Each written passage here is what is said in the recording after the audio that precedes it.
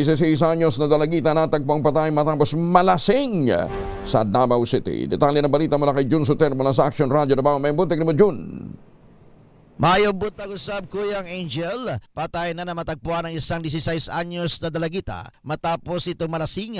Ayon sa report ng kapulisan sa Kalinan District, Davao City, nadiskubre ang biktima na wala ng buhay bandang alas 6 ng umaga, Marso 22, 2026 sa loob ng isang bahay sa Purok Lanzones, Barangay Saloy. Kasalukuyan nakaburo lang kanyang labi sa isang pulinarya sa Barangay Kalinan, Poblasyon, Davao City. Ayon sa witness, sinubukan pa nitong gisingin ang biktima upang mag-almusal, ngunit hindi na ito gumagalaw at tumugon. Agad itong ipinaalam sa mga kaanak at sa barangay na nagkumpirma na wala na itong buhay. Sa investigasyon, lumabas na isang araw bago ang insidente ay nagpunta ang biktima kasama ang 5 iba pa sa Bantols River kung saan sila naligo at uminom ng alak. Napag-alaman na labis ang kalasingan ng dalagita at nagtamo pa ng ilang sugat matapos paulit-ulit itong matumba habang pauwi. Pagdating sa bahay, inalagaan pa ito ng kanyang pinsan at pinatulog sa kwarto. Kinabukasan, doon na nadiskubre na wala na itong buhay. Patuloy ang investigasyon ng mga otoridad upang matukoy ang insaktong sanhi ng pagkamatay ng biktima. Ito si Jun Soter